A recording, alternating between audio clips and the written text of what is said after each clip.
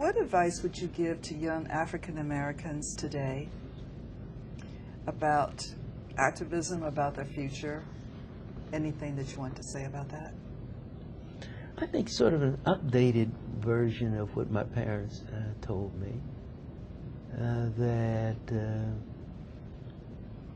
you need to be the best person you can, even in the face of all of this, and don't try to, sugarcoat it. I don't think my own children, it was so hard to get across what my parents got across to me. One of my sons said once when he's young, "Dad, you and Mom keep talking about this racism. What's that got to do with me?" And of course, because they're living in a nice middle-class house, our kids never, they always had the children's bathroom. It was, we raised, 3 children, 2 parents, 1 bathroom, But we went someplace and stayed at a cottage, and they came back, "This is their room, but Mom, Dad, where's our bathroom?" Yes. So it's much harder for them but I think it's very important. And I chide Lenora Filani. I said, "You're really getting them through college, and many of them then are through high school, and many of them going on to college. What about the glass ceilings and the discriminatory treatment and everything?" "Oh," she said, we'll take care of that in its own time." But let's take care of what's going on. Yeah, right now. let's get them educated first.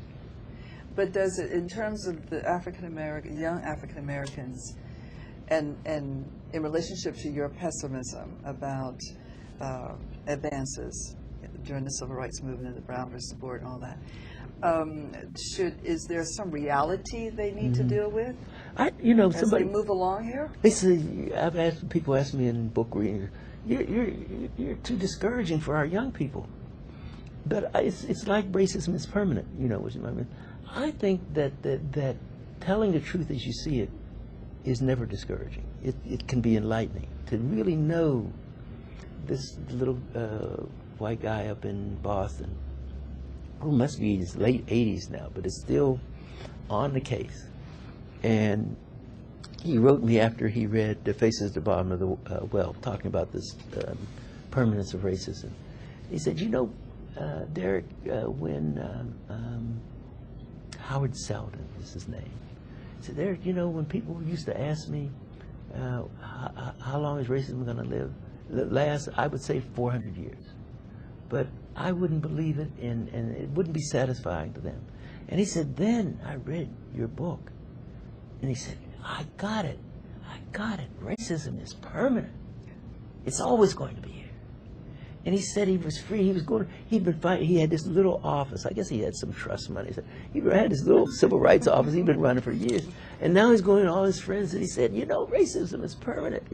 He said he recognized that if you looked at it that way, then when you had a little success, you could celebrate it. But when you had the setbacks, the defeats, you weren't defeated, you see. Because this was part of the thing. You kept going. He said that his example was the alcoholic. That in order for the alcoholic going to the various sessions, to start getting a grip on it, is to stand and say, "I am John Jones, I'm an alcoholic, I will always be an alcoholic. But today, I'm going to try to get through without taking a drink."